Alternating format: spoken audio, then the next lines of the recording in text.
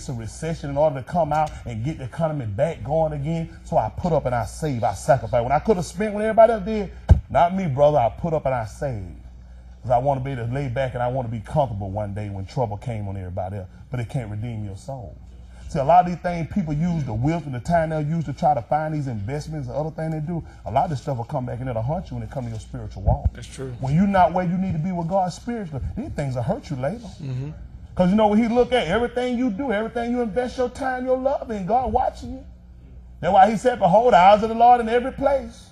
I'm beholding when they come down to sacrifice over to me, though, you make excuses. You know what you say? The time of the Lord house to be built. You said it ain't time. It just said in Haggai. He said, but yet you live in your seal houses. That's right. He said, you said, but the time of the Lord house says not time. But you make sure you got time. You always got to have time for you. You always got to have protection for you, but you ain't considering your soul. That man on the inside of you that nobody can see. People, when they see you, they identify you because they know a fleshly look. If they took the flesh off, they wouldn't be able to identify you by that man on the inside. Y'all understand me? Amen. But there's somebody who don't look at the fleshly look. That's right. He looks directly at the heart. That's right. What he looks at, he see doing the work. Whether it's a work for him or it's a work for the world. He looks at that person on the inside that makes excuses. He looks at that person that makes compromises. He looks at that person that draws back and he said, I hate that person. I hate that person on the inside. So what he do, he try to give you a chance to change, to be somebody say, I love you.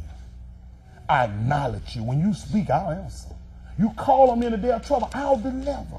But when you trust in your riches, you trust in other things, and you put all your time in making sure everything else works other than what I asked you to do and trying to do and be desirous of my perfect will, I hate you. I hate you.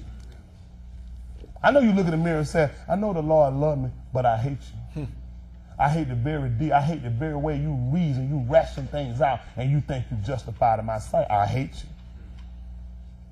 He said these things that they set up, he said they can't by no means deliver. They can't deliver their brother. Listen. That's right. Amen. None of them can by any means redeem his brother. When you redeem something, we talk about getting them back to full value. That's right. That's right. Listen. Nor give to God a ransom for him. That's tight. Everything you got. What could you give him that can say, I'll save your soul? What do you have that you can sit down and bargain with a man got everything? A man gonna come in my house, my kid gonna sit down and bargain me, Daddy, if you let me do that right here, I'll let you come in my room. You got a room? You know it's funny because we as parents, we know you ain't got nothing. Everything you got belong to me. Now flip the script. You gonna try to wrestle with somebody with what's his? Oh, you got Psalm 50 and about 11. We'll come back down to 49. And we are about verse 49 and 4 or 5? 8. All right, 49 and 8. This is Psalm 50 and about 11. Listen to the book. I know all the fowls of the mountain. Give me verse 10. Amen. Listen. For every beast of the forest is mine. That's what you want to do. You know what? He came back and let Israel know, and they missed. Every time we was coming. If you look at how the way already been made and set up, even when Israel was sin and had to come and had to make an offering, we were giving something back. First of all, it was our life, his life, that we were taking and making a mess of. Then we were taking his animals and he was allowing us to use their blood to atone for the sins we made with his life. Really, this is kind of embarrassing. Listen. For every beast of the forest is mine. Every time you offer the he-goat, a lamb, a sheep, an ox, that's mine. And you know what you say? I'm going to take on my flock, the firstling of my flocks, and I'm going to offer them to the Lord. You're going to take one of mine, and you're going to offer it back to me. For the life I gave you that you choose not to obey me with. Every beast of the forest is mine. It's mine. The antelope, the deer, the bison, they mine. Listen. And the cattle upon 1,000 hills. Uh-huh. I know all the fowls of the mountains. I know all the fowls of the mountain. And the wild beasts of the field are mine. Those mine too. Amen. Listen. If I were hungry, I'll call Domino's. I would not tell thee. I go to a Jamaican restaurant. I would not tell thee. Give me some Japanese food. I would not tell thee. Why would I let you know? That's right. Only thing you could do is give me back what's mine. So you're the last person I would tell if I wanted something. If I was in need of something, why would I come and tell you? You couldn't do nothing for me anyway. Listen. For the world is mine, For the world is mine. and the fullness thereof. Now you can see in the 49th division the song right here when he told you here, all the inhabitants of the world. It's your mind anyway. You ought to be listening. Low, high, rich, poor. None of these people get these things on their own, Richard. Even Solomon said he seen under the sun how the race was not given to the swift, nor the battle to the strong. He said neither riches to men are understanding. He said, but I saw time and chance happening to them all. Gus, I give it to him. They go put you on Larry King. You sit down and explain to people your foolproof plan of how you made $1 million. Gus, you're a joke. Your foolproof plan a joke. How you made it. You wrote a book. I said, you still on a hole. Everything in the earth is mine. That's right. And then how you think you're going to feel when you got people that won't listen? You in the earth, which means you belong to the Lord. Like that song of my whole body. But it will have to, it's in the earth. He own it. So you in the earth, why wouldn't you yield your members to righteousness opposed to unrighteousness? Why wouldn't you yield all your love and service to Yah first and everybody else becomes secondary? What I have and what I can give you that does not interfere with my service toward God, you can have.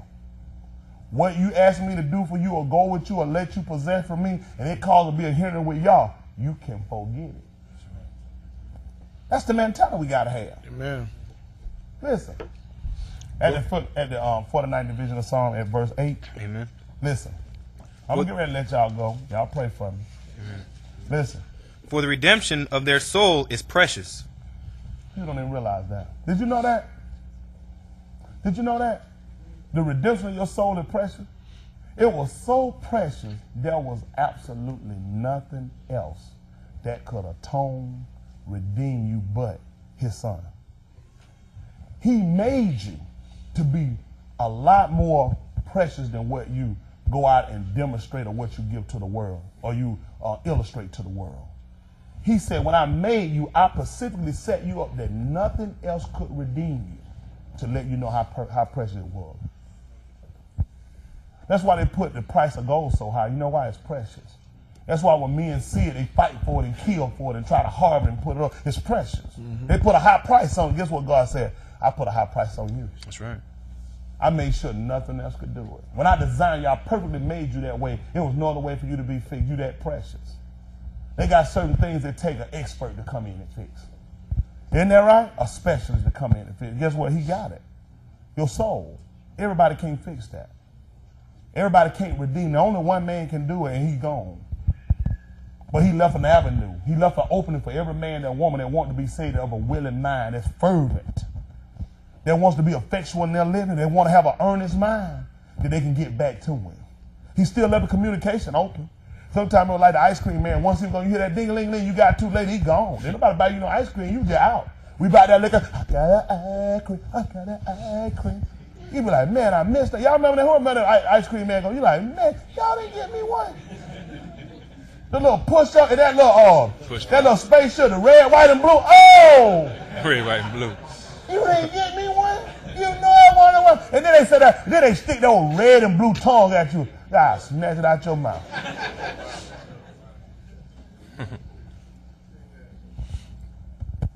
This man knew that there would be some that would come later that were going to be desirous of him. So he left somebody with something. The preacher. With the communication to get back to him.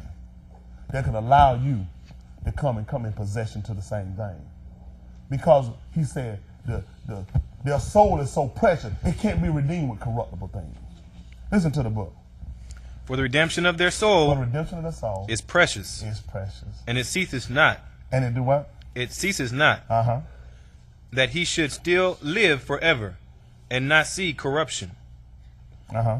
For he saith that wise men die. That wise men die. For he seeth that wise men die. For he seeth that wise men die. Likewise the fool, Likewise the fool. and the brutish person And perish, the brutish person perish. and leave their wealth to others. Think about the things that people set and put up. People got antiques.